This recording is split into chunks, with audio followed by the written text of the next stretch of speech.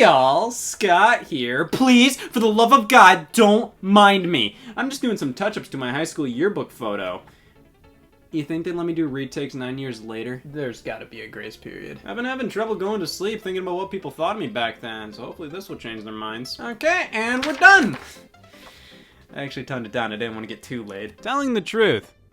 What are you, a bitch? Why be honest about how your video game looks when you can just lie and deal with it when it's already bought? False advertising is how many companies roll. We've all seen those fast food comparison shots. This is what's advertised, and this is what I got. What the hell? Most of the time for marketing, they'll use something that represents the final product, but you do some color correction, adjust the lighting, tweak a few angles here and there, boom, good enough for air. And when it comes to video games, they are no stranger to catfishing. Why show actual gameplay in your ad when you can show something that's neither a game nor being played? It's way easier to disappoint players than to entice them with the truth. No matter what, false advertising is always gonna stick with gaming. It's been there since the very start and it'll be there till the very end in 4 months. Advertisers know they could just show you what the actual game is gonna be like, or they could visualize what it'll feel like. Garbage. Sometimes advertisements don't necessarily lie, but with the way they're set up, you come in with certain expectations. With the Mario Galaxy commercials and box art, I thought you could fly through space just like this to each of the galaxies. Instead, they just play a cutscene of Mario flying, and when you would fly in game, it would mostly just be an automated thing going from one place to another. You did get a power-up late in the game, the red star, and that let you freely fly for a decent amount of time, but it was only in one level and the hub world. I wanted to cream through space to all these levels like how this looked. And Super Mario Galaxy just ended up being my favorite game of all time. I'll take the single tier. This is kind of the mentality of a lot of old school box art. Box art in general is supposed to be an artistic representation of the game you're buying. Of course it shouldn't lie, but if you're waiting for an exact moment in the game to look just like the box art, well, that's a toughie. I don't think this ever happened in Title Legends. Obviously, these take and hyperbolize the best and most defining moments of the game to make for a great and appealing piece of art that also isn't misleading, which is a difficult thing to balance. Atari thought we were idiots. This isn't misleading because under the right mindset, the game will make you feel like this. So eating soap. You thought we were past this level of deception? Oh, no. See, many have noticed how box art has become more in line with what we expect out of our games these days, but the angst behind the Atari box art lives on in the form of trailers. We could show the product and get people excited, or we could not show the product and get people excited and pissed eventually. Hey, sometimes you just have to show something. And if that something isn't enough, America's biggest fear becomes a reality. The gamers will revolt. So it's obviously enticing to make your game look as appealing as possible in your big reveal trailer. It's okay to use a few scenes not actually in the game. Maybe put some CGI there for the sake of cinema. Maybe put that in. It's not in the game, but we can make it happen in the game, right? This is how legends are born. Dead Island is one of my go-to picks for deceiving trailers, and it's one of the best ones of all time. This incredible, emotional, 3-minute long cinematic masterpiece showing a family being attacked and losing their lives to a zombie outbreak, all played in reverse. There's so much you can analyze with this trailer. It put Dead Island on the map for so many players. This trailer was the first time I had even heard of the game. It really set the title up to be a gripping, emotional story of a zombie apocalypse and the emotional turmoil that ensues because of it. Here's the first thing you see putting the disc in. Shrunken head, broken legs, body parts on the concrete. Not saying Dead Island is a bad game at all, but the trailer and the game are two completely different beasts. The tone of the game is still fairly serious, but not as serious or emotionally gripping as the trailer would lead you to believe. These characters have nothing to do with the game, other than showing remnants of the outbreak as it first occurred on the island. The developer Techland even went into the game after the trailer came out to try to adjust the tone as much as possible to be more in line with it. But these still feel like two different things. It just shows how powerful marketing can be, making you want something you had no prior interest in. But this was a case of false advertising just because we let somebody talented make our trailer. Oops. Sometimes false advertising is very much deliberate as it sets you up for a massive shock while playing the game. Metal Gear Solid 2 is a prime example, as you think you'll just play as Snake the whole game. Nah, you're playing the rest of the game as this new character, Raiden. Final Fantasy VII Remake. Well, with the title literally involving the word remake, it sets you up to expect the story to basically follow the same steps as the original. Also, the entirety of the original. In reality, this was a fucking lie. The Last of Us Part 2, on top of pulling the same Metal Gear Solid joke of, you thought you were playing as this character? Laugh. They also altered certain cutscenes for its trailers to make the character Joel look older in them, so that way, with viewers knowing he's aged, they were led to believe he was in more of the game than he really was, when in reality, they altered flashback scenes, made him look older, and put them in the trailer. See, I don't really consider that to be false advertising, at least in the more negative sense. Rather, it's leading players in another direction, or just not showing things to avoid spoilers.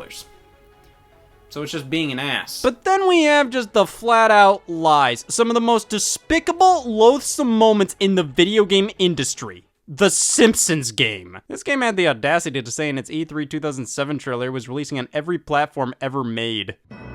Coming this fall to every platform ever made. Oh, even the PSP? See, most people would assume that's a joke, but you forget to take into consideration most people. Some people genuinely thought this game was coming to all these platforms, so we had to re-release the trailer. The voiceover was the same, but the platforms showcased were...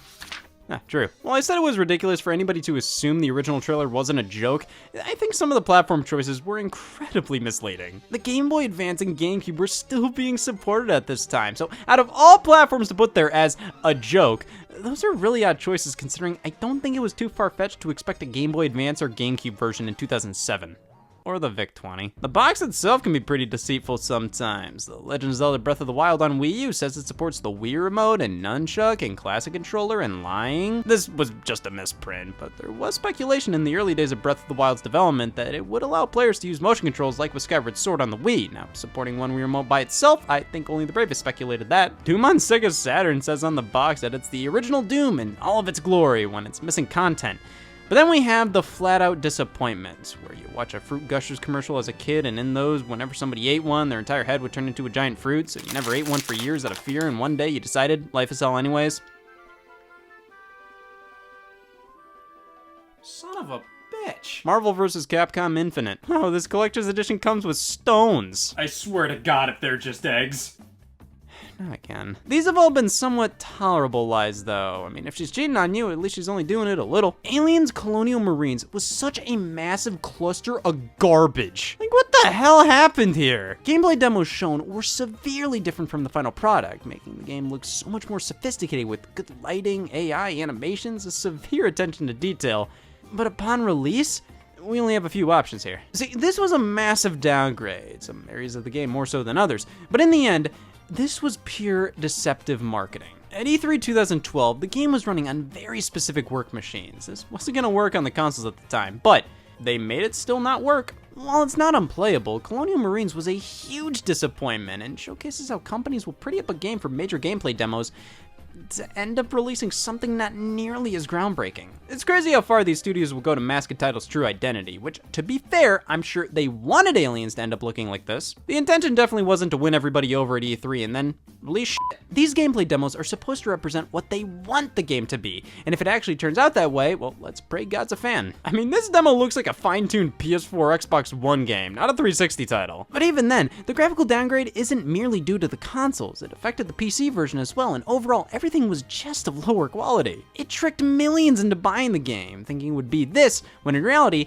it was nothing but a shell of that. Watch Dogs suffered a similar, though not a severe fate, where it too looked light years better via the gameplay demo than in its final state. This was definitely because it was revealed quite early in the project's life. They didn't have to take hardware limitations into account nearly as much at this time compared to when you're finalizing everything about the game. And when it got to that point, I mean, the game still looks fine, but that E3 gameplay demo was beyond impressive. Watch Dogs at release was a somewhat buggy, generic, modern Ubisoft game, and not much more than that. No Man's Sky was a huge letdown for many, with the promise of basically having an infinite amount of worlds to travel to in space. Of course, the ones they decided to showcase at E3 were the only ones of note. The game was supposed to feature procedurally generated worlds, and when you would land on one, it was truly you discovering it, but in reality, the game launched as a boring experience where there was nothing to do, and the worlds weren't impressive. They didn't look as graphically decent as they did during the marketing push, and they all just felt like variations of each other, nothing of note. Now, Watch Dogs wasn't the biggest downgrade. It was still a decent game, and No Man's Sky got a ton of updates, and at this point,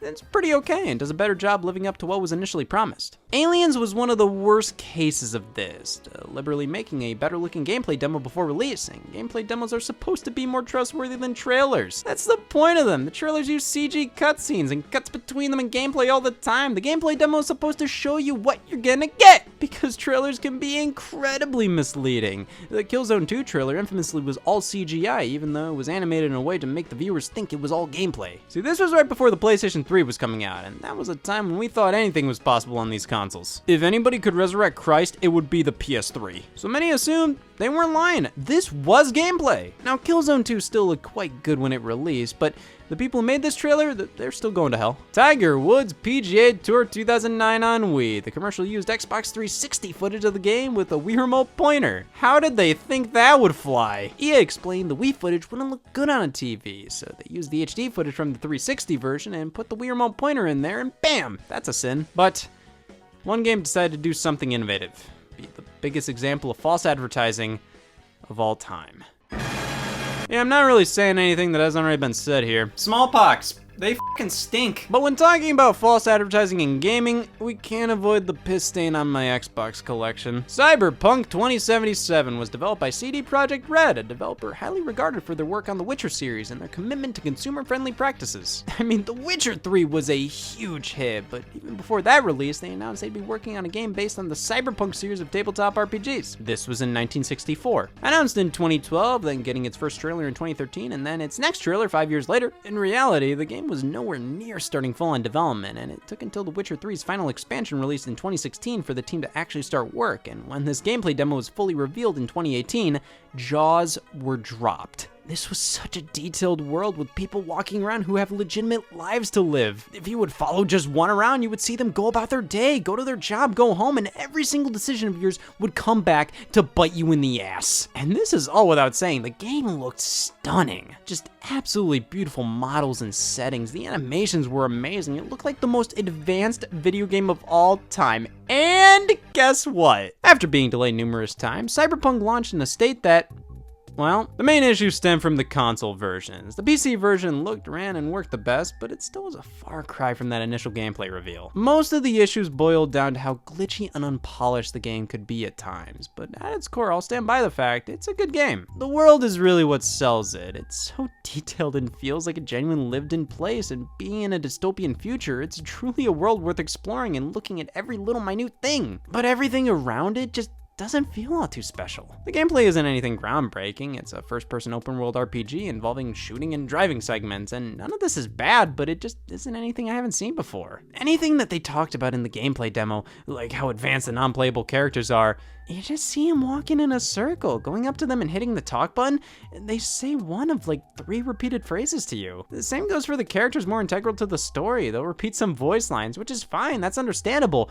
but this isn't the genre-defining game they made it out to be. It's a brilliantly designed world inside a game that feels like it's from 2013. Glitches were abundant, and we're just talking about the PC version here. On Xbox One and PlayStation 4, not only were glitches even more all over the place, but the game ran like piss, and that doesn't run well. Choppy frame rates, low resolution, the game would freeze and crash constantly, and this was the product of a giant marketing campaign pushed by investors and higher-ups who didn't understand how game development worked. They wanted a 2020 release date, which by the time CD Projekt Red started development would have given them less time to finish than The Witcher 3. And this project was so much more advanced with elements they've never worked with before. It just felt like a lot of choices they made didn't add up. Like, why do we have all this customization for our character, but the game is almost exclusively played in the first person and you barely ever see your character? Why push all this money into marketing and showing a demo of a game that frankly didn't exist yet? Much like other examples given, this demo was basically what the developers were told to shoot for, not what the game was, and no matter how much the developers said they needed more time or this wasn't possible,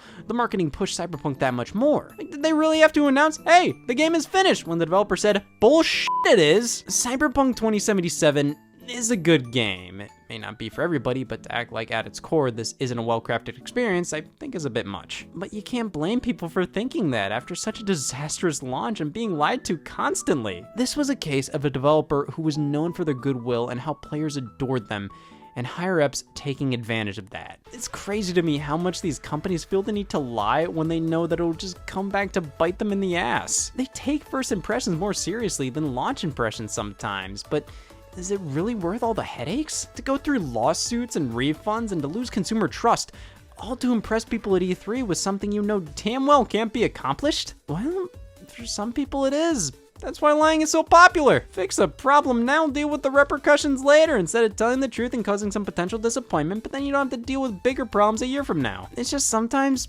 marketing takes over projects, and a lot of marketers don't care. Their job is to get people interested, and even if it turns out to be over lies, well, that's more publicity for the project. I guarantee you, more people have talked about Cyberpunk and Aliens, Colonial Marines, and No Man's Sky because they were disasters compared to if they were as good as they were made out to be. And if regardless of if discussion is positive or negative, it's still getting the name out there, which means false advertising for games will never go away. Game studios are constantly pressured into pushing boundaries, and I feel like they look at what they're currently capable of, no matter how advanced, and think it's not good enough. So they pretty things up for reveals and just assume they'll get it working later. But as we can see, that's not the greatest risk to take. I think the lesson to be learned here is it's okay to be excited. It's also okay to be skeptical, but maybe wait to make a full decision until something's out in the world and actual people are playing the game rather than snake people. Because liars are everywhere. They might even be staring you in the face.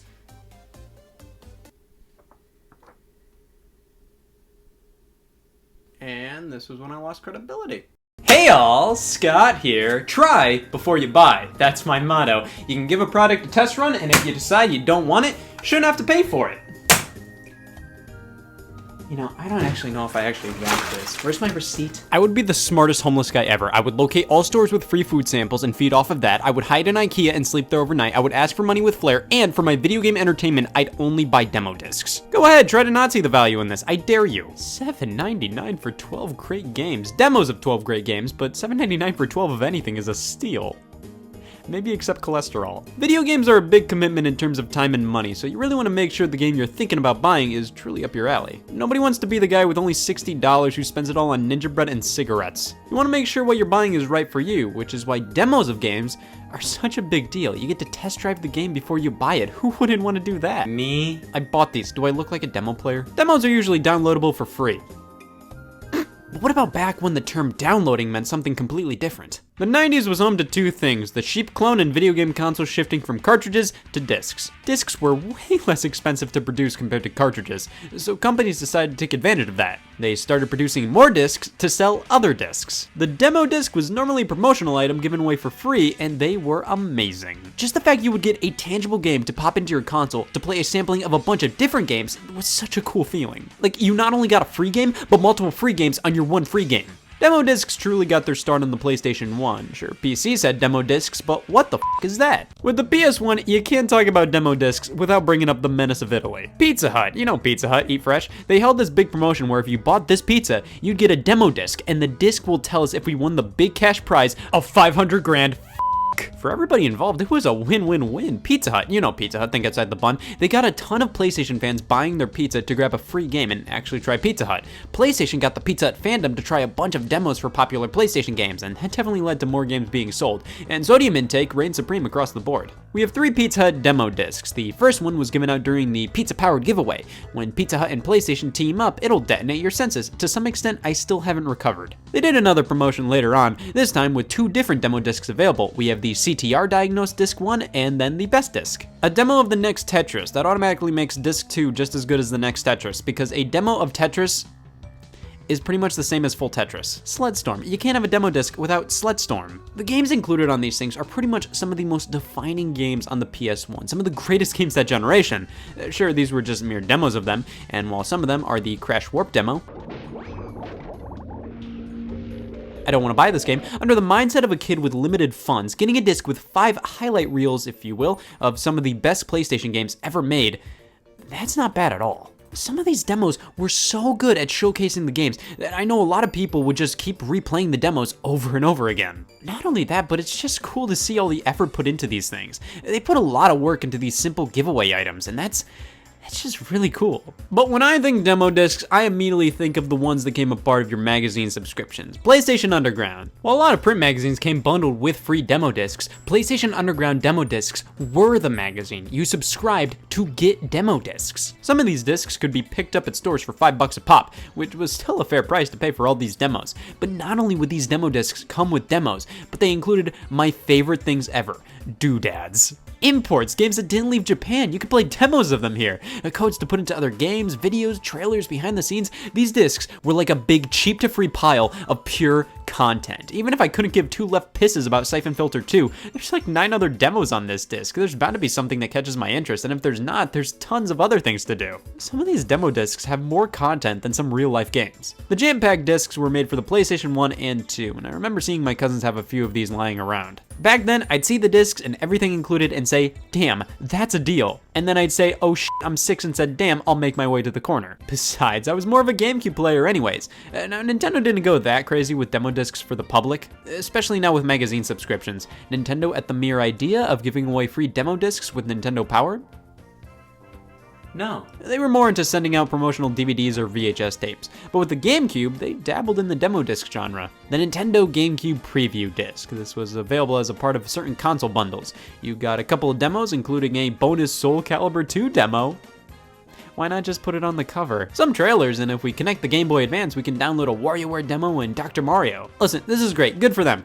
But what about the demo discs Nintendo didn't want you to have? The Interactive Multi-Game Demo Discs, or IMG2Ds for short. These were sent out to major retailers to be played on their GameCube display units. You know the classic game console kiosks in stores where you could play games with buttery controllers? Well, many were playing demo discs, and the GameCube ones were made specifically for stores at that point in time. Popping one of these in is like traveling in time to whenever that specific disc was distributed. Like, wow. Muscles coming out. A bunch of demos and trailers are included. I really love that these demo discs help preserve high quality versions of all these old game trailers. If it weren't for the demo discs, we'd have to rely on whatever IGN put up on their website 15 years ago. These all come in their own cases, which really make them feel like a substantial part of the GameCube library. They were originally released with the time of year labeled on the cover, but they shifted over to just numbering them. So this is really a fun little thing to collect. Each copy is like $50 a piece, and you can get through everything on the disc in like an hour. Plus, some demo discs are pretty much the same as others. Don't spend $50 on these thinking your weakest set. Demo discs were at their height during the PS2, Xbox, and GameCube era.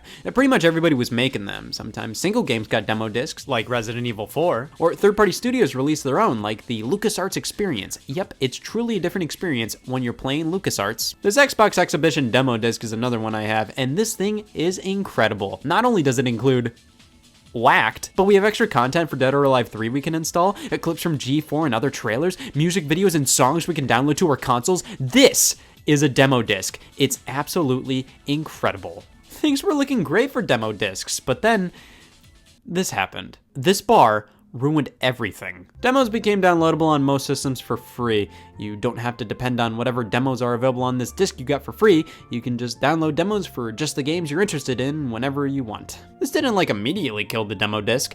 I mean, I have this one demo disc for the Xbox 360 and I checked it out. It's pretty cool, but it's sort of worthless. If you had an internet connection, you could download all of these for free. I mean, yeah, with the disc, you're not clogging up a ton of room on the 360's hard drive, but the fact I can download these demos for free makes this less neat. There's this demo disc that came with a version of Kinect Star Wars, and most recently the PlayStation VR got bundled with a few, but it's just not the same. It all has to do with the era these were released in. Like, yeah, I could pop this in, but I don't give a shit. Demo discs were like a hand-picked platter of goodies just for you. We live in a time where we can pick whatever we want to play, watch, or listen. Pretty much any content we could possibly want is available on demand. It's beyond convenient and nice to be able to download whatever demos you want only for the games you're personally interested in. But back when that wasn't the case and you didn't have an unlimited supply of demos available to you, having a demo disc with a good handful of them made it more likely you were going to play through each and every one and be exposed to games you may not have considered playing originally. They were awesome variety packs of gaming experiences. Sure, they weren't the full games, but a lot of these demos were fairly in-depth. You could get a lot of game time out of some of these. And then there was Crash Warped on the Pizza Hut demo disc. You know Pizza Hut, just do it. But why play demo discs today? Well, if your schedule's wide open and you're into fun retro gaming novelties, these things are a ton of fun to look back on. It's so charming to check these demos out today. They're almost like alternate reality versions of these beloved games. Like everybody knows Mario Party 5, it's Mario Party 5. But seeing this edited down version with specific minigames available is weirdly engrossing to me. Just seeing these screens that are rarely seen today, like how at the end of some demos it'll say, coming soon, or just seeing demo on the title screen and options grayed out for games over a decade old. It's kinda cool. These are versions of games that have not really seen the light of day in quite a few years, and it's really fun to go through them. Demo discs are like magazines and instruction manuals. They're fun to go through, and I wish the magic of them would come back, but we have much more convenient methods of delivering this type of content now. And demo discs just aren't necessary anymore. but they're way cooler than this. Video game demos will never leave us, but demo discs are becoming rarer and rarer with each day. I can't say I don't understand why, but they had a certain magic and charm to them that I don't think will ever be replicated, as demos are just downloadable now. But you can't make egg demos downloadable, believe me, I checked. Hey all, Scott here. I haven't checked on my birth certificate since last September. I'm really falling behind, so let's see what it has in store for us. So my name was just a placeholder until they thought of something better. And they never did. Nothing like an existential crisis to start your day.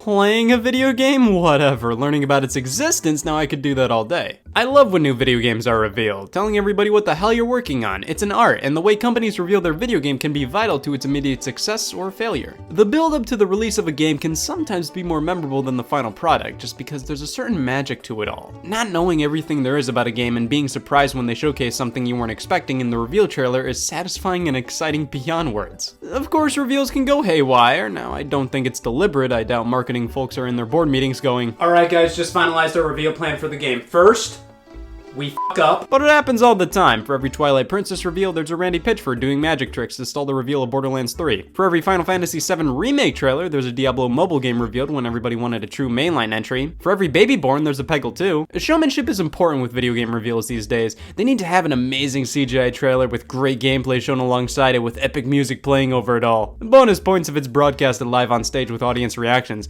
and they also need to be anything but this. But the quality and impact of a video game reveal only truly started to become important in the age of the internet. Back in the 80s and 90s, you just flipped through a Nintendo Power waiting to scream, "Pack Watch!" This section was dedicated to revealing what's coming soon, and that was the primary way of learning about new video games outside of TV commercials or just walking in the store. Now with the internet, this ensures more people are exposed to your game and word of mouth spreads much more quickly and easily, but you gotta make sure your game is worth talking about. You gotta ask, is this a thing people will not shut up about on social media? It was much simpler back then because you couldn't go completely crazy with revealing your video game. You could only really throw a couple of paragraphs and screenshots in a magazine, and that was probably maybe less expensive and stressful than putting together a 3-minute long CGI trailer, including good looking and fun gameplay on a stage you have to rent out. But video games were becoming more than just some toy for kids to fiddle around with, and because of that, they were deserving of a little more flair and pizzazz than just ink words. One of the first big introductions of a game was Super Mario Bros. 3. They basically made an entire movie just to reveal this game in North America. Alright, The Wizard. It's fine, it's not good, it's not terrible. It was supposed to come off as a heartwarming movie about a little boy named Jimmy with PTSD who becomes an amazing video game player. But it was just a 100-minute long Nintendo commercial with footage of Mario 3 at the end. Man, f***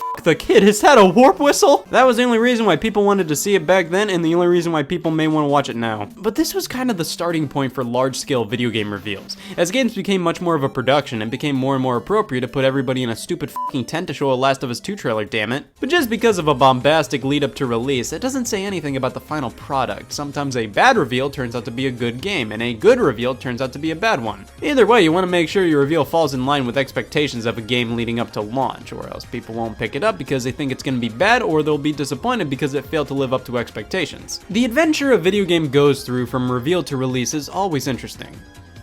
Except with Tetris 99, that thing just kinda came out. So let's talk about each step of the build up to a release and historic successes, failures, and how each step affects the final product. Everything generally starts with the reveal. Sure, you get some teases from developers, confirmation a game is in development, or stupid leaks, but the grand reveal, the first time they formally unveil their product, is the main starting point. Sometimes reveals can go well, and other times they can be Skyward Sword. I have war flashbacks to the Zelda Skyward Sword demo at E3 2010, and now technically we knew an original Zelda game was being created for the Wii before this. A new Zelda was confirmed in 2008, and concept art was shown off the next year, but 2010 was the first time we saw Skyward Sword not working in the flesh. Yeah, when you're using wireless controllers to demo a game still in development that's heavily dependent on motion controls, yeah, something like this was bound to happen. I will say, a lot of the elements of the reveal outside of the technical issues were well done. Miyamoto appeared on screen and then was summoned on stage, I like that. And the quick teaser they showed beforehand was awesome. They show off elements of the previous 3D Zelda games until it shows off this game's new art style. See, technical issues can transform a game's fun announcement into, oh,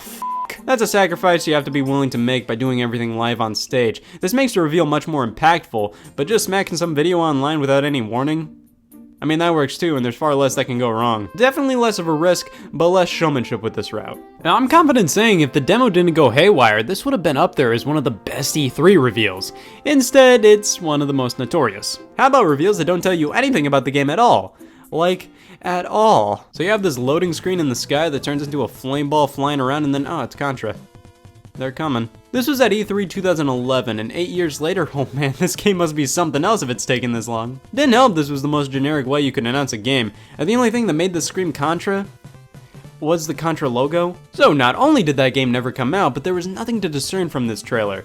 But what about trailers that have everything to discern from, but aren't really the game at all? Killzone 2, that was fake. This was shown in 2005 to hype up the PS3. It was made to look like it was actual gameplay. It wasn't like a cinematic CGI trailer, it was more so a CGI gameplay trailer. Some people looked at this back then and assumed this was real life gameplay. Oh, how far we've come. To be fair, we can finally achieve graphics like this now. Problem was, this was shown 14 years ago and can be labeled as my favorite pastime.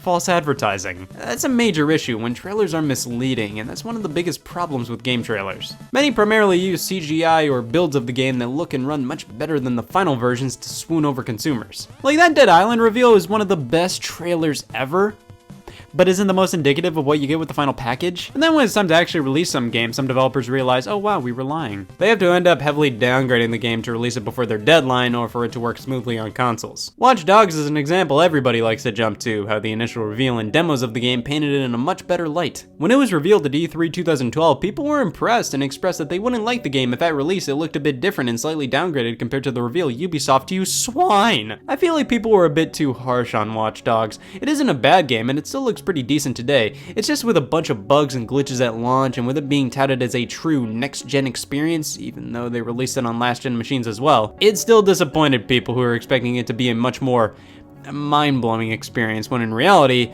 it was a pretty typical Ubisoft game. I mean, now I'll think twice before booking Ubisoft a kid or a grad party. Their stuff when advertised doesn't always equal their final product. But Watch Dogs got a lot of heat for its amazing reveal and ho-hum release, and I don't think it was completely justified. One thing I noticed that not enough people give Watch Dogs credit for is that it has a finalized title.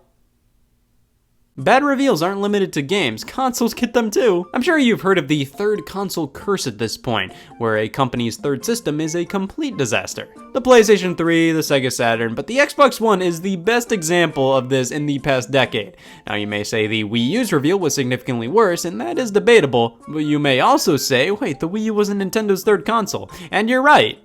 It was their second third console. But with the Wii U, that system's reveal didn't anger people, it just confused them. The Xbox One, now this console was revealed in May of 2013, and it was filled with Skype on my TV, TV on my TV, using Connect with my TV, and Call of Duty Ghosts. Damn, what a gaming platform. This reveal was incredibly tone deaf, and was aimed at casual consumers who didn't care about tuning into a live stream revealing the next Xbox. To the audience who actually cared enough to watch an Xbox reveal event, this announcement was boring and uninteresting to almost every viewer. And not only that, but more news came out afterwards about how the console wouldn't support used games, would require an internet connection periodically, and required Kinect. This reveal alone confirmed Microsoft's place in anywhere but first in the console wars this generation. That's the major reason why the PS4 is in a distant first place compared to the Xbox One. With the Wii U, I mean, this reveal was so confusing Nintendo decided to re-reveal the Wii U at the following E3. That didn't help things, but at least this reveal didn't cause anger. They just didn't show the console. I mean, they kinda did, but it was blurry in the distance every time it was on screen. They focused so much on the controller that people assumed that's all the Wii U was. A controller for the Wii. Couple that with underwhelming games and the Wii U, yeah, I'd say that was a fairly bad reveal. In terms of more modern stuff, Fallout 76, yeah, they built up to a formal reveal trailer of the game where it looked like pretty much another Bethesda Fallout. People were excited. And then rumors floated around about it being online only, and Todd Howard went up on stage at E3 2018, said a few swear words, and charmed everybody into realizing by the end of it all, I still didn't know what the hell Fallout 76 was. I'd consider that a botched reveal. I mean, that's like if Nintendo put out a CGI Mario Kart trailer, you'd say, oh, it's a Mario Kart game, and then the game comes out and it's an overhead racing game. Like, they specifically reeled people in who wanted a traditional Fallout game by not making it clear at all what the hell the game was in its reveal, making it seem as if it's a traditional Fallout game. They also revealed 2 new games in the works after talking about Fallout 76, Starfield and Elder Scrolls 6. No gameplay shown, just crazy short animated teasers with logos. Now, Starfield, I'm okay with saying that was a bad reveal. That's a brand new IP, so showing space and then a logo means nothing to me. At least the Contra game from 2011, I mean, I know what Contra is. It's fairly understandable to do a teaser like this for a pre-existing franchise. Just saying that a new entry is in the works is enough sometimes. But Starfield, man, that's a new game. Just showing a logo is stupid in my opinion. It means nothing to me. Now, disappointment is one thing you really want to ensure doesn't happen during a reveal, but it's really hard when fans expect or want one thing, and Nintendo does this instead. 2015 to 2016 was a bad era for Nintendo reveals as they kept doing the unthinkable and made bad games and announcements of said games. Animal Crossing Amiibo Festival, picture this, everybody wants a new Animal Crossing game for the Wii U. At E3 2015, this appears on screen. Oh wow, Animal Crossing Amiibo being scanned on the Wii U? That must mean never mind. Like come on, you put these two things on screen and you don't expect people to think you're about to reveal a real Animal Crossing game for Wii U? Instead, an Animal Crossing party game is revealed, and not just any Animal Crossing party game, a bad one. Metroid Prime Federation Force fell victim to being revealed at one of the worst times for Metroid fans. They reveal a game called Blast Ball during the Nintendo World Championships 2015, and then reveal that game to be a part of a new Metroid Prime spin-off a couple days later during their E3 presentation. So that just sort of proves that this Metroid Prime game is generic looking enough to be shown off as anything but a Metroid Prime game. And on top of that, the first Metroid we get after 5 years and the first Metroid Prime in 8 years is a spin-off on the 3DS. Yes, the best place for a multiplayer first-person shooter. Now, recently we have gotten the sheer beauty of Valve announcing Artifact. After not making a major title in years, you know, something people really wanted from Valve, they just barf out some card game based on Dota 2, and it caught a reaction alright. This wasn't what people wanted from Valve, especially because this wasn't a game in the same field as stuff like Portal, Half-Life, Left 4 Dead. This was a cash grab. It's almost like they planned such a negative reaction. All these mysterious visuals and then blam, a logo, with the Dota card game slowly fading in under it. A similar story with Diablo Immortal. Fans wanted a new Diablo. Blizzard said, we got a new Diablo for you, alright. Phone Diablo, it's the next best thing. Next to having a finalized title. Remember when they revealed Pokemon Sun and Moon for the first time? Yeah, that's when they didn't reveal Pokemon Sun and Moon. They had this live presentation that was 7 minutes long just to show off a retrospective trailer of Pokemon throughout the years, and then they just smacked some Sun and Moon logos on the screen, which were leaked beforehand. Classic leaks happening right before a reveal and ruining the surprise and the entire context of the reveal trailer. Yeah, those are the best. Now, a bad reveal doesn't always mean a bad game comes out of it. A Wind Waker famously got a ton of criticism when it was initially announced. People wanted a more realistic, darker Zelda, something in line with a next-gen Ocarina of Time or Majora's Mask, and this tech demo Nintendo showed off for the GameCube. Instead, we got fun colors and shapes, and people weren't happy, but it turned out to be an amazing game. The original Metroid Prime initially had a similar reaction. People were concerned when they first saw it at Space World 2000, but it changed significantly by its release and became one of the greatest games of all time. Look at that. Now, in terms of good reveals, I think the best kinds of introductions to video games are surprising, exciting, and self-aware. Now, what do I mean by self-aware? What I mean by that is I love it when you can see how the developer knows what they have. They know what fans want. They know exactly how to unveil their product. Easy example is Smash Bros. Ultimate's roster reveal at E3 2018. They start off with the standard characters you'd expect to see, but then they get a little wilder. Sonic and Mewtwo revealed right from the start, alright. Ice Climbers are back, alright, everybody expected that, good for them. Pokemon Trainer back after being cut from Smash 3DS and Wii U, well, I didn't expect that. The DLC newcomers from Smash 3DS and Wii U as well, yeah, they're here too. Oh Jesus Christ, Snake from Brawl, everybody is here. What does that mean, f***ing Pichu? They knew the exact order to reveal each character, and they knew Snake would garner a huge reaction, and then they followed up by confirming Pichu, the character that really made everybody realize, oh, they're really bringing back everybody.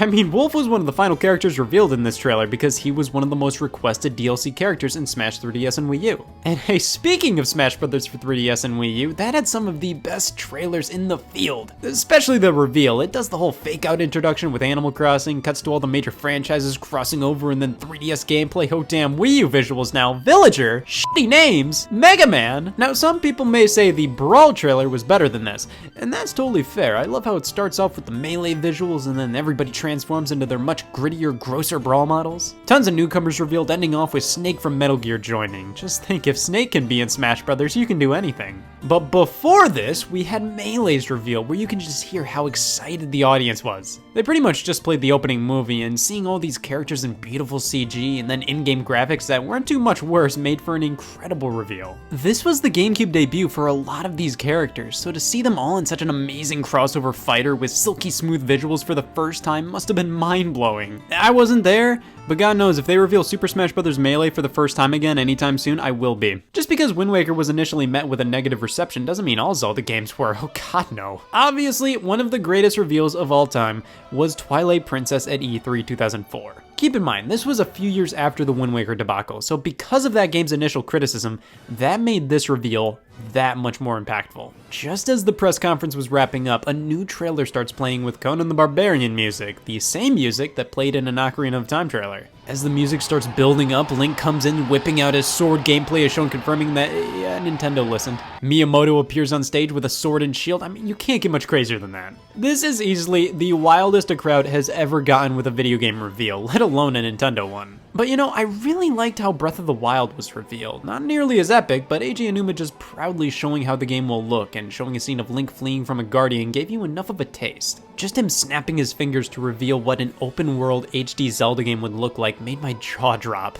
Of course, who the hell knew what this was all about at the time? We really didn't have any context, and a bunch of people thought Link was a girl. 2015, yeah, can't wait for that. Now, when the PlayStation 4 was officially announced, Sony held this conference where they spent a solid 4 years describing everything they could about the console, without actually showing the console. But one thing I will always remember with this reveal was the introduction. They started things off with a video with this intense music. Sony didn't officially say they were revealing the PS4 at this thing, they just said they were discussing the future of PlayStation, which we all knew this was going to be the PlayStation 4. But this right here, when they go P, S, and then it cuts out before the number and plays this retrospective video about PlayStation. I always really like that moment, and I never see anybody talking about it. But a good reveal doesn't always mean a good game comes out of it. Metroid Other M was revealed at E3 2009, and it was an incredible way to end a pretty mediocre show. This was Casual's Corner. Women's Murder Club Games of Passion had a trailer featured at the conference. Huh, what, why? But then Nintendo kind of threw this and Super Mario Galaxy 2 at the very end like they were throwing a bone to their core fans, and Metroid Other M looked amazing, especially with it being the trailer to end the show. Now, I personally stand by the fact that Other M isn't that bad. Most of the badness comes from the story and characters, and the gameplay is pretty decent. But this game is a prime example of good reveal turned sour by the game's final release. I'd say some of the most satisfying reveals are definitely those of games that have been requested forever. The Final Fantasy VII Remake, Kingdom Hearts 3, Killer Instinct, Shenmue 3. And then it sunk into me that they were just announcing the Kickstarter for the game, not the actual game at Sony's conference. That was sort of bogus. As much as I complained about The Last of Us 2's Tent and Banjo trailer, the initial unveil was a phenomenal introduction to Part 2. One of those things where we were all like, yeah, this is Last of Us. Yeah, this is Last of Us. This is Last of Us. Even with the game's release far off from when it initially debuted, the trailer gave you so much to work off of. This told you so much, yet not a lot at the same time. Okay, I hate this little factoid about myself, but I kinda like the Halo reveal trailers ever since Halo 4. Like, yeah, 343 Industries has had a sloppy record with Halo, but I like these trailers for their element of surprise, like, oh man, who knows what this is, and blam, Master Chief is here. I like that because it always gives these trailers a sense of, oh! The stupidest one, though, is the Halo 5 teaser. I mean, this was basically just to confirm Halo was gonna be on Xbox One, and this scene was never in Halo 5. And why does Master Chief need a cloak? He has armor. Because they wanted the big reveal that, oh, it's Halo! They're pretty cheap reveals, but they always lead to fun reactions. And of course, there are the reveals that are responses to recent events. I'm mainly looking at Death Stranding and Mighty No. 9. These games were revealed after Hideo Kojima and Keiji Inafune had pretty sour split-ups from their respective companies, and when they revealed their first games on their own, people went insane for Death Stranding and people went insane for the Mighty No. 9 Kickstarter, and then justifiably went insane after it was released. Well, those were just some historic reveals in gaming, but what about the stuff that happens afterwards? Sometimes it's nothing special, a few trailers here and there, and then boom, release. But hey, sometimes you get the best trailer of them all randomly thrown in there after the reveal. One of my favorite trailers of all time is the Breath of the Wild trailer during the Nintendo Switch presentation 2017. It added some of the greatest music and editing ever to grace a video game trailer. Everything was so epic and emotional, it was perfect. We get a title change sometimes. Maybe they reveal the game with a working title and logo with an intern screaming, hey man, whip out that Times New Roman font, we got a logo to make! Sometimes the entire identity of a game changes during this phase. Shin Megami Tensei Cross Fire Emblem was revealed for the Wii U in 2013 and didn't appear again until 2015 where it became not that. Tokyo Mirage Sessions Sharp FE, pretty much an original game with elements from SMT and Fire Emblem thrown in there. Yes, exactly what I was expecting from this teaser. Conker's Bad Fur Day famously debuted as Conker's Quest, a typical family family-friendly platformer until it became this mature deformity. Metal Gear Solid 5 wasn't announced as Metal Gear Solid 5. Hideo Kojima was pulling a funny on us all and announced the Phantom Pain as an original game and then later revealed, whoops, it was actually Metal Gear Solid 5. A lot can change for better or for worse, and many times new little tidbits about the product are revealed that make things a little less appealing. I pray for anybody that experiences anything like the shame Sony experienced when they announced the Vita would be using AT&T for their 3G model. And we'll be partnering with AT&T as the exclusive carrier for PlayStation Vita in the United States. First impressions are crucial, but even if they're stifled a bit, a trailer in the middle of the build-up can totally change public opinion. Super Mario 3D World was much more well received once the second trailer came out, and Bloodstained changed up its art style for the best after a lukewarm reception. Changes are made all the time up until release. The Xbox One backtracked on many of the features people felt less than stellar about. Tony Hawk's Pro Skater 5 got a new art style for some reason a month before release. And when that release day finally hits, it can be either the most magical thing ever, or absolutely shrouded in disappointment. It's interesting to see how much reception may change from the initial reveal. A lot of the time, we can all kinda tell if a game is gonna stink a little bit. I understand you have to wait until a game is finished and you've played it to fully form an opinion. But we all kinda knew that Days Gone was gonna be pretty whatever, Crackdown 3 wasn't gonna be all too hot, and Mighty Number 9. A lot of us have become well versed in the general marketing language of companies, and when little is said about a product before release, that's probably not good. You can see trouble brewing from a mile away, but to be proven wrong or to get exactly what you wanted is always a joy. The build-up is important because they have to know exactly when to release more information. When talk is dying down, here's a new trailer. The reveal and build-up needs to be timed well, exciting, and not tone deaf. And for some games, that's difficult for numerous reasons. The marketing people may not get the target demographic. They may not get what fans truly want to see from trailers, which is why it's so special to see Smash Brothers reveals that poke fun at things really only fans get. To see Twilight Princess get revealed after Wind Waker. To have the PS4 be revealed to play used games after the Xbox One was initially confirmed not to. To see Death Stranding get revealed after Kojima left Konami and to see gameplay of it. It's everything I wanted. It's one of the most memorable experiences to have as a fan, for better or for worse. Waiting for new information, counting the days till the release, getting a final name, holy shit, okay, I'm a mess. My name's Ben and we'll figure it out later, Limbo, ever since I was born. I don't know how to deal with this. I've been going off of the fucking rocker, and just to show you how insane I've been lately... I ate here! Hey, yo, Scott here. This is it. They're going to reveal really bad game. I can't wait to see it. Maybe it'll be good! But first, they have to show off the game. Technical difficulties, please wait. And then after that, they're going to reveal the game. There is a fire backstage. Please exit immediately. I really hope that's a working title. Oh my god, it's happening. The big event! The moment we've all been waiting for. A corporation in a suit's gonna tell me about hundreds, hell, maybe even thousands of new video games coming soon on stage with a huge audience cheering them on. It's gonna be a barrage of new content in an industry I love. This is gonna be the greatest... A jump of 41%. And yes, that is good for second place. So when you run the software equation, you get What the fuck is a 41%? This is a press conference, and this is a video game press conference. You see, to most companies or people, press conferences revolve around the person or people of interest appearing in front of us all. They're real? And you see, they're called press conferences because they're addressing the press here, answering questions, making statements, maybe announcing some things, but overall, if you end up getting disappointed after one of these, I don't know what you were expecting putting these two words together. But for some reason, when it comes to gaming press conferences, the bar is immediately raised. They're not just some sap answering questions. We open up with an explosion, some guy comes out on stage yelling, "F you, here's Wario." Celebrity guest appearances, on-stage live demonstrations, trailer after trailer for games we can't wait to play. All in front of a live audience while simultaneously being broadcast around the world.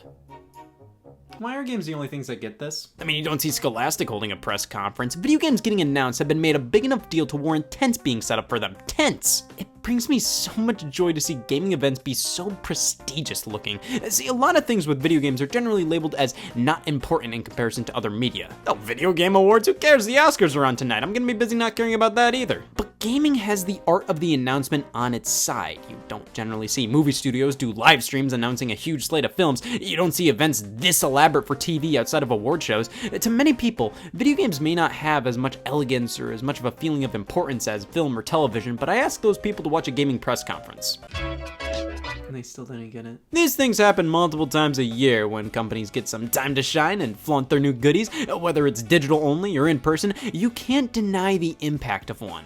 to people like me. Listen, no matter how good or bad a press conference ends up being, will it really affect public perception or sales? See, we may look like real people, but on the inside, all we care about is if that Xbox presentation was good or not. When you care that much about this kind of stuff, it can be hard to realize that in the outside world, it's common decency to not watch gaming press conferences. They're mostly the kind of thing only a true video game fan cares about. If you try starting a conversation with people about that one time Pac-Man Vs. got revealed at E3 2003, you're gonna be struggling. Prove it. Most people who enjoy games, all they care about is how the game looks, if it's out, how much it costs, and if they should buy it or not. At the very most, they'll watch some trailers and reviews. Real people think the concept of watching a press conference about video games is ridiculous. I remember watching the Nintendo E3 2010 press conference. My mother walked in, asked what I was watching, I explained, and she responded with, "Why?" After trying to explain myself, I gave up and just said, I don't know. That doesn't mean the impact of a press conference never leaks out into the public's opinion. Sometimes they can be so good or so bad that, yeah, word will spread around, but most of the time... What do you think of EA's press conference in 2018? What the? It's hard to explain what makes them so engaging and fun and exciting to watch to the outsiders. I mean, probably 25% of the runtime of these things are taken up by the presenters breathing through their mouths. But that doesn't mean I won't try to prove their worth. See, every single one of these events follow the same general formula. It's gotta be easy to understand their appeal. And to do that, we can go all the way back to when gaming press conferences were just press conferences. When these things were truly only meant to be viewed by the press, when they were focused on sales numbers and just being the absolute worst. Into 16-bit video games, and the industry seems intent on moving onward.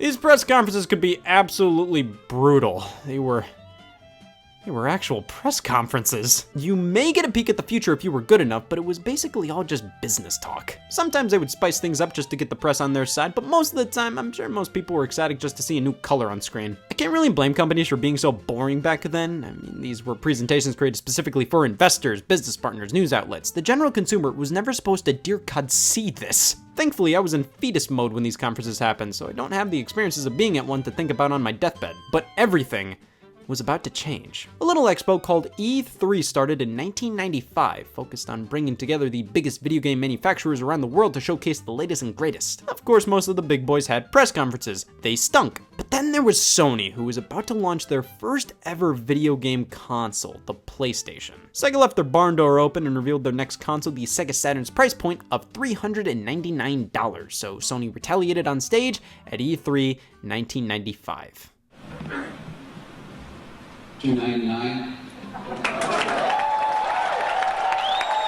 This was the birth of the modern press conference. It may not seem like much, but that reveal of the PS1's price, very obviously rubbing it in Sega's face, got everybody's attention. From that point forward, everybody wanted to one-up each other, not only in terms of graphics and gameplay with the games themselves, but the way they presented this stuff to the people. And because of that, the people wanted to watch, and these events became publicly viewable via television, online video, and live streams. Press conferences became so much more than press conferences. They were more than just reading a business dictionary in front of an audience. They became about confidence, memorability, self-awareness. You needed to take what the other companies were doing and be better than them in every single way. Gaming press conference events and expos became boxing rings, and ever since, each one invoked a sense of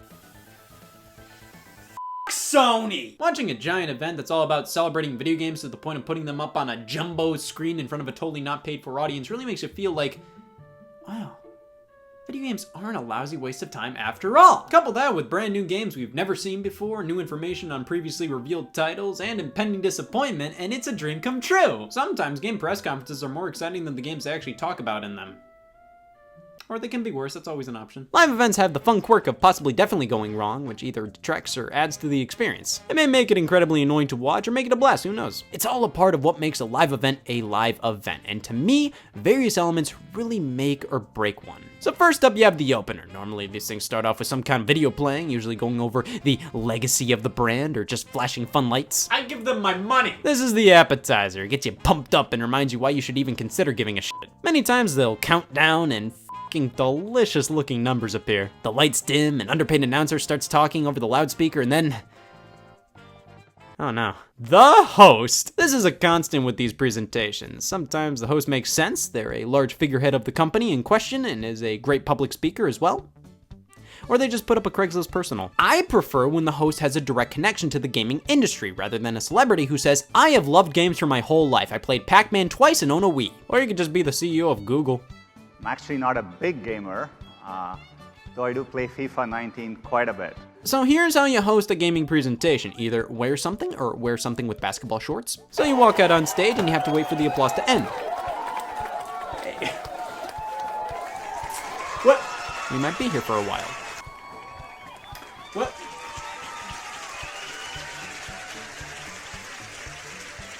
Welcome to the video games press conference. Are you ready to see some games? No matter how good the response is, it can always be better.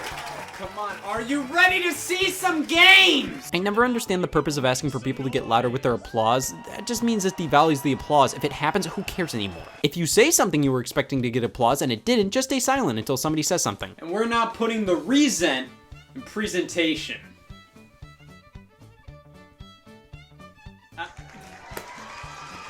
All right. Or if some jackass starts applauding after every sentence, pause every time to let him get it out. We make games. And yeah. And we yeah. Woo, yeah. And we love making yeah. And we love making them. Gotta talk with your hands a lot and either act intimidating or act like you're just an average video game fan. Wow.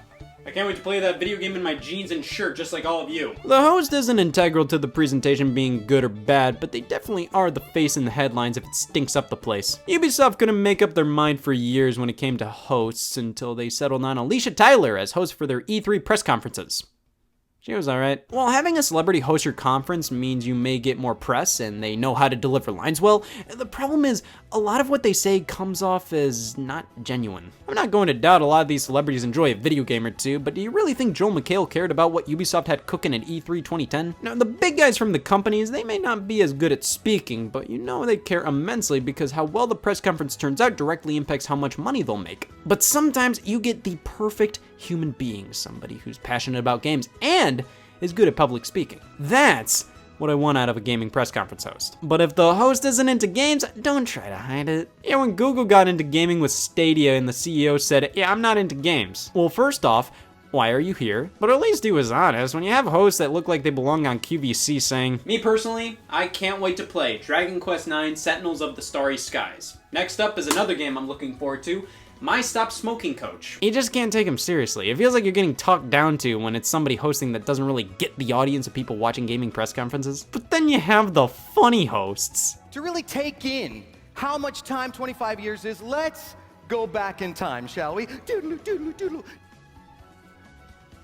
I can squeeze in laughing about that in about 4 minutes. Very rarely does a host ever make a conference. A good host generally keeps things entertaining while not detracting attention away from the core of the presentation. But bad hosts, while not necessarily lethal to the reception of a conference, they don't usually help if the conference was already pretty mediocre. Now, the presentation of the whole thing, that is a big deal, and in the early 2000s, they did the unthinkable PowerPoint presentations. Nothing makes me want to buy a video game more than cube transitions. As you can see here, I bought Microsoft Office. So many early presentations were done in like a hotel or something. Look at this. As time went on though, the stages got more and more elaborate. Have you seen Nintendo's E3 2011 showing? Did they just have a bunch of oddly shaped monitors in the closet? Of course, focusing on the presentation brought way for eye-catching moments like laser tag battles, fun dancing, a whole car, smoke, more fun dancing, an entire celebrity, dancing, color and lights, a lack of my patience, choreography, dancing. See, they keep thinking that having dance sequences during your press conferences is gonna make people think, do you know what I'm in? I hate video games, but I love dancing, I'll bite. I don't understand the purpose of these moments as the people who actually like this kind of stuff aren't the people watching a Ubisoft press conference. Dance numbers happen so frequently during these conferences that they don't even help a presentation stick out.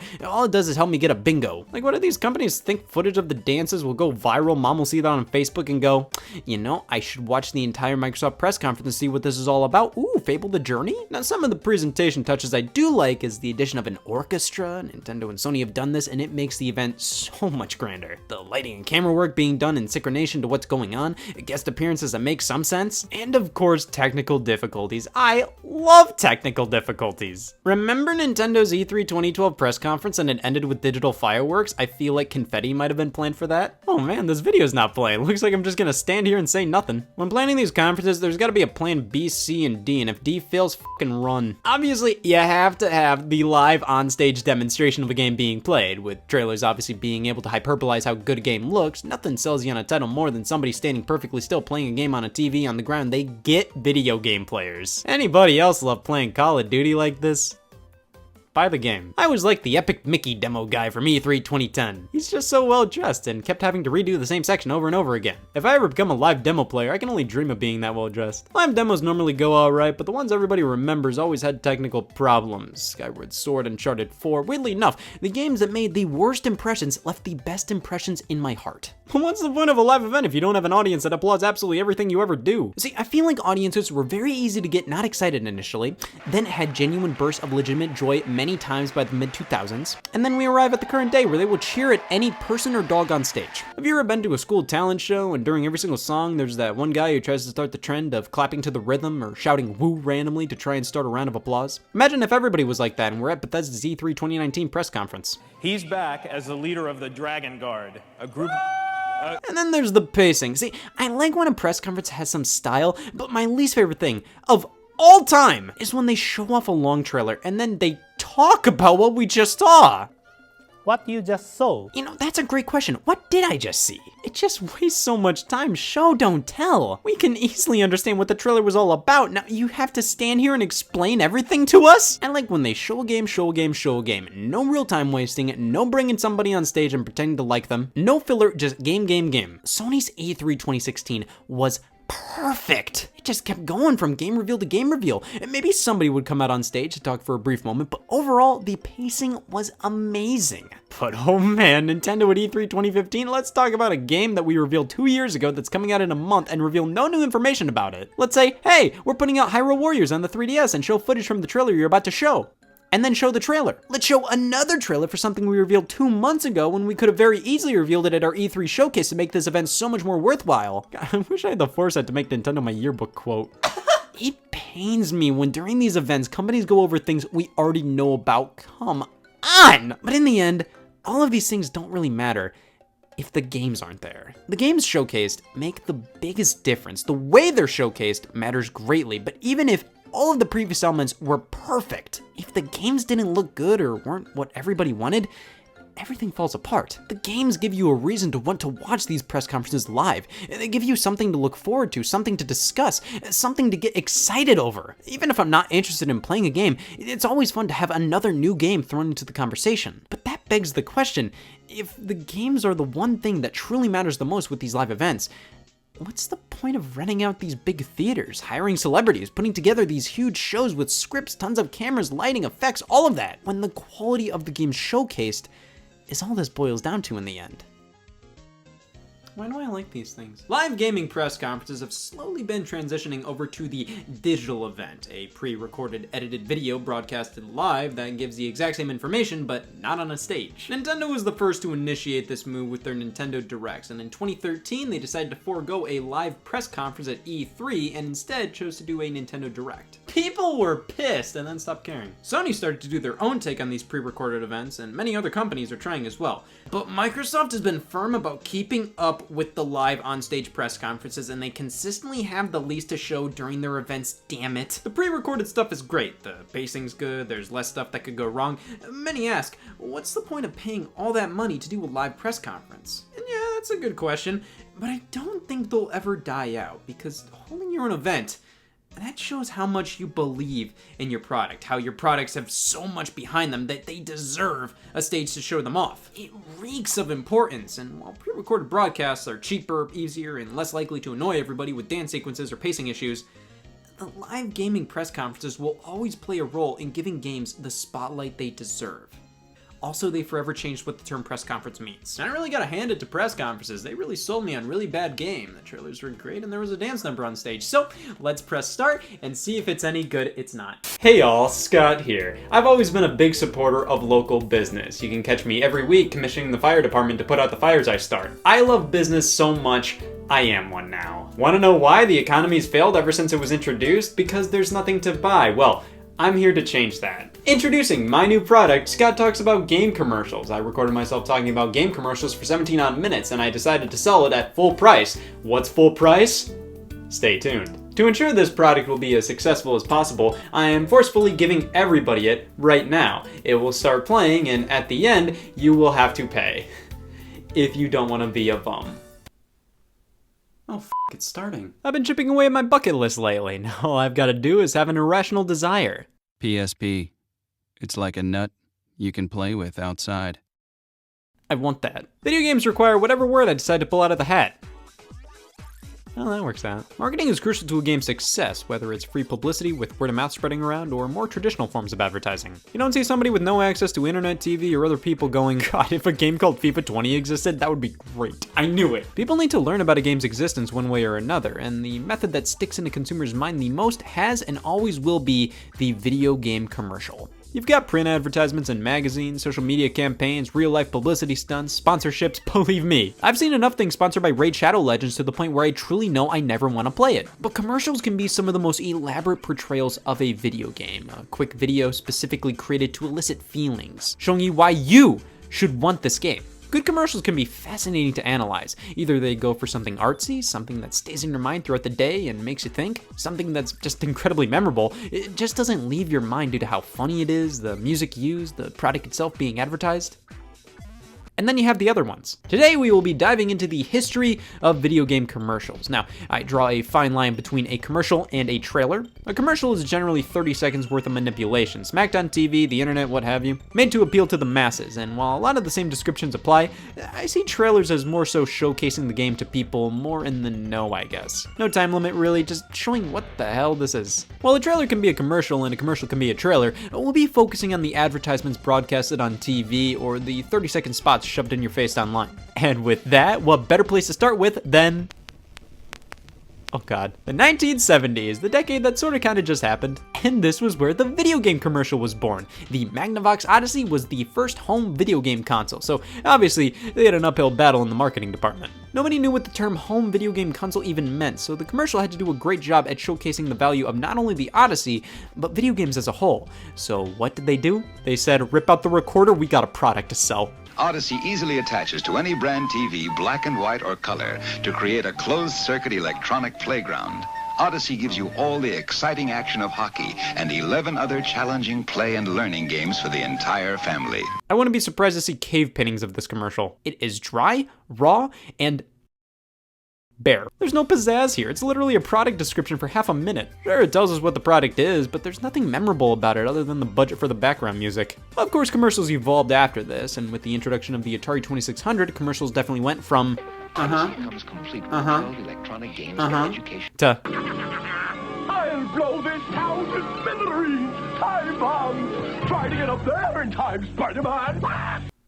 What the f was that? The Atari 2600 commercials were a nice mix of fact sheets and my worst nightmares. The typical scene, a family who's never been to Great Clips, they're playing Atari 2600 games. I mean, what else would they be doing? It's the 70s. Now, the Odyssey came out in the early 70s. Here we're talking late 70s, and even though a good chunk of these commercials are just bowl cuts using joysticks, there's more going on here. Some little jokes, some interesting animations and graphics. Most of these commercials aren't anything special, but they did the job. They weren't too boring and conveyed the appeal of Atari. On top of that, a lot of these commercials explain what the hell these games were about. When you have games that look like this, you kinda need commercials to go from gameplay to what it's trying to represent by going, it's baseball, you fucking drip. Did you know Breakout's about Prison Break?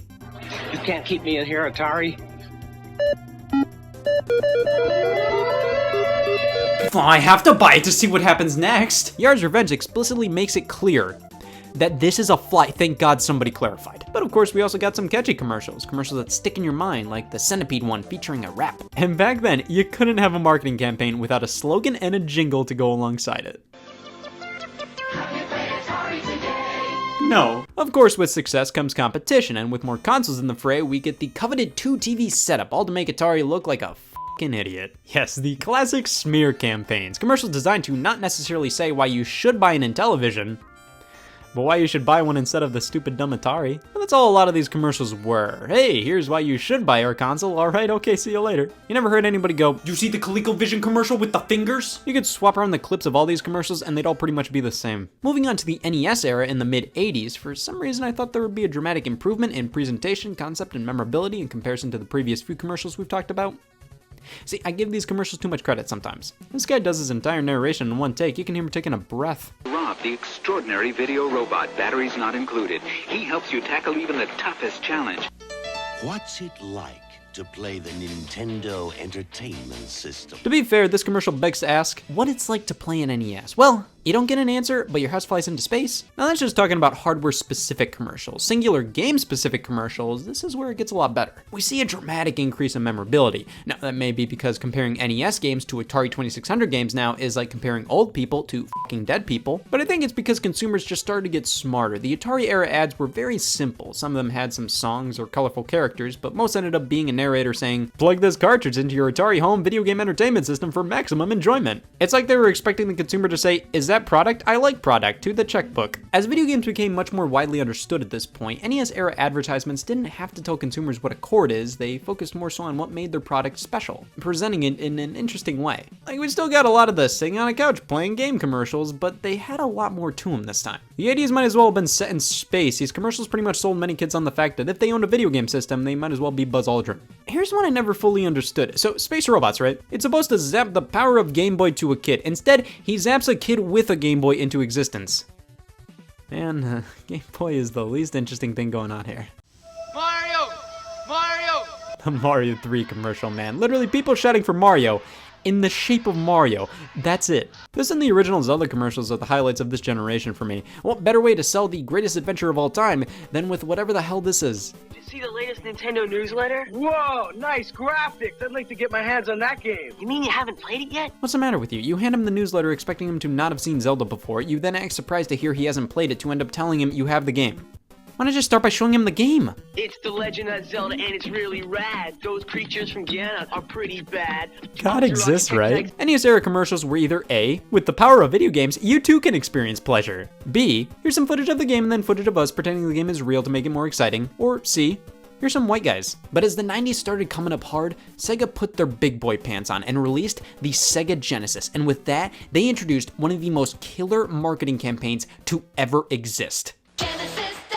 16-bit arcade graphics. You can't do this on Nintendo. Genesis does. 16-bit sports action. You can't do this on Nintendo. Genesis does. Genesis does. Genesis does. Genesis does. Genesis does. Get to it, Nintendo. Buy 16-bit Genesis. So this is something we don't see too much of these days. Full-blown advertisements with Sega saying, Nintendo f***ing stinks! The 90s were ruthless. Commercials were hell-bent on making the competition look as wimpy as possible. I mean, look at this, okay? It's just going, you should buy an Intellivision if you want. We think it's a little better than Atari. Sega? Oh, they f***ing hated Nintendo. This was the golden age of video game commercials. No longer were they simple narrations over some kids playing a game. Each and every ad had to have some kind of gimmick, something to make them memorable. Half the times, the ads weren't even about the games. They were like, Super Metroid is so crazy, it turns dogs into nerds. It was all about doing extreme and crazy things. It was the 90s, not a church. Unreadable fonts and neon colors were abundant with a stick-it-to-the-man kind of attitude. And then the Yoshi's Island commercial was just gluttony. Almost every company putting out games basically were forced into making their marketing smear campaigns, just constantly putting the competition into place whenever they could. However, I'd say one of my favorites will always be the Super Mario World commercial. This was a lot of people's introduction to the Super Nintendo as a whole, and I think it does such a fun job showing everything off. Introducing the next generation from Nintendo. New Super Mario World. Created especially for the Super Nintendo Entertainment System. It's a bit more exciting, a bit more challenging, a bit more graphic. It's just so spot on about everything Mario World was. It didn't need to throw a Sonic in there. It stood on its own. Plus the narrator says a bit more 16 times because the Super Nintendo was 16-bit, and that's just adorable. Throughout the 90s, commercials were consistently similar. As years went on, they definitely eased up on the... Don't get me wrong, that was still there, but not as much as stuff like the Play It Loud commercials by Nintendo earlier in the decade. Also, the whole beating the competition senseless angle wasn't as prevalent. Sure, the PlayStation features Crash Bandicoot heckling Nintendo headquarters, but other than that, they weren't nearly as ruthless. Instead, with 3D visuals becoming the norm, commercials were either more comfortable focusing primarily on just gameplay, like with the Ocarina of Time ad featuring Conan the Barbarian music blasting against footage, or just being an enjoyable, entertaining ad, hoping to stick in your mind for days after watching it. All the games were becoming more interesting to look at than just this, so they didn't have to try to make the games look more exciting a lot of the time. Instead, they focused on making the commercial on its own exciting and entertaining. Like the Donkey Kong ad back in the early 80s, yeah, it's an ape in the living room, that's the gimmick. The Smash Brothers ad featured Nintendo characters assaulting each other. It's everything I always wanted. The game itself already looked great, the live action segments were there to make the commercial itself great on its own. Now moving into the 2000s,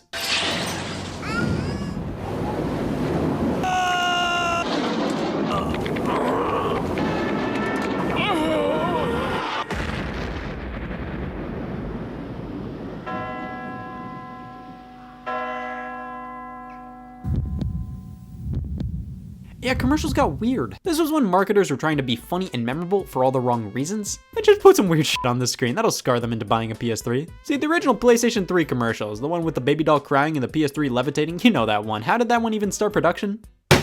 I got it. Sony was very confident they could sell anything with the word PlayStation and a number after it, so they just pulled words out of a hat and made a commercial about it all. That's not to say all the commercials from the 2000s were oddballs, we got some incredible ones. To advertise the PlayStation 2, Sony made a commercial for the PlayStation 9. That worked? They didn't even say PlayStation 2 in the ad. There were the Animal Crossing commercials that were parodying reality shows at the time, a guy playing Frogger Advanced during a prostate exam, really going for relatability on that one. This Ratchet & Clank commercial, but easily one of the greatest marketing campaigns that I still can't easily explain. We would like to play. We Would Like to Play is so simple yet so poignant. 2 Japanese businessmen go door to door forcing families to play the Wii. It was a felony turned commercial. It kind of showcased the quirkiness yet understandability of the Wii. Like yeah, them showing up is weird, but people immediately got the hang of how to play and were having fun. And while the Wii's initial marketing campaign was successful, you could tell that it affected how most of Nintendo's future advertisements were going to be. Just look at the Nintendo DS ads. We went from this, before the Wii came out, just Kirby and a finger, love that game, to Beyonce playing Rhythm Heaven. That's it. It's not a bad ad, and it's weirdly stuck in my brain. I kind of immediately think about this when Rhythm Heaven is brought up. But it's not a fun ad, come on, where's the fat guy exploding? Nintendo's ads became very safe after the release of the Wii. Even after the We Would Like to Play campaign came to a close, they just kind of had bare bones advertisements. They didn't really make you think, they weren't particularly funny, they weren't bad, but they didn't really do much more than tell you, this game's coming out. Some of them looked really nice, they were really cool for fans, but I wouldn't consider them to be titans of the game commercials. I will say though, I love the new Super Mario Bros. Commercial with Super Mario Bros. Transforming into New Super Mario Bros. I always just found that to be so fun and cool. At least Sony picked up their slack and launched a new campaign to revitalize the PlayStation 3. Kevin Butler was the fictional higher-up at Sony who single-handedly put the spotlight on the system and made it so much more attractive. The ads were funny, they conveyed how much value was in the PS3 at that point, and he got fired for accidentally appearing in a commercial advertising Mario Kart. Sony really got a knack for advertising at this point, and that led into these awesome huge commercials celebrating the legacy of PlayStation. You could really tell they were trying to get a hold of the sense of community and family that Nintendo had with its characters, and I'd be lying if I say they failed. And moving into the PlayStation 4 era, the Perfect Day commercial. Fellow video game players all taking place in activities that are supposed to represent certain games without naming them at all. We have Gladiator Tussle, Drive Drive Crash and Burn in typical video game. Just them all singing the song Perfect Day together just gives me such a positive feeling. It makes you want a PlayStation 4 without telling you why you should want it. That's really impressive. It gives off this weird feeling of we've come this far without showing the console or any gameplay. It's hard to pinpoint exactly what it is, but this commercial is just so good. And then the Xbox One commercials went back to how the Magnavox Odyssey commercials were set up. That's not a joke. This is why I like the Xbox One. Here I am on a couch, $4.99. There honestly isn't really a single Xbox One commercial I remember fondly. But my god, is it better than what was happening a couple doors down. The Wii U commercials. Now, this is odd because Nintendo did a fairly decent job with the 3DS ads. Nothing crazy most of the time, but they get mega points for having Robin Williams and his daughter Zelda appear in the Ocarina of Time 3D ad. The Wii U originally hit the scene with these commercials, with people in boxes playing Wii U games to dubstep. Why did this console fail? The Wii U advertisements that followed were bad. Almost none of these ads did anything other than surface level marketing. They weren't clever or funny or interesting. Nintendo just leaned heavily into the Wii U is the family system for family games. I'd say one of the best ones though was the Super Mario Maker campaign. This had fantastic visuals and grandiose music accompanying everything. But for every Super Mario Maker ad, there were 12 Yoshi's Woolly World ones. Whoshi! It's a double Yoshi explosion! What does that even mean? There was the commercial that came out a solid year after the Wii U launched, with kids trying to explain to their parents what the Wii U was. I mean, at least they were self-aware and nobody knew what this is. So, you want a Wii U this holiday? We'll watch and learn. Here's Mom. We already have a Wii, Sweetiekins. Here's you. Wii U is a total upgrade, Mother. Did you get younger? Most of the 3DS and Wii U era Nintendo advertisements were like puppet shows. They featured a kid in the Nintendo world with a goofy narration reading off the bullet points on the back of the game's box. But it's pretty obvious Nintendo did a complete 180 with marketing the Nintendo Switch. They would generally only make new Wii U commercials when a new game came out and during Christmas. Now they sprinkle them throughout the year, not necessarily anything all too funny or memorable, but commercials showcasing the Nintendo Switch in heavy lifestyle-esque commercials. And that's just how a lot of commercials are these days, lifestyle pieces. And that works well, but I will always cherish the more unique ads, the ones that just stick in your mind. And I just got back from the doctor and they said that's not normal, it's a disease. It's reverse Alzheimer's. Well, I hope you enjoyed Scott Talks About Game commercials. To pay, please send a check through one of the following methods. If you cannot send a single check, a checkbook will do. What will I do with all the money? That's tough to say. I think I might buy out the economy. You can do stuff like that. Technically speaking, IBM owns the weather.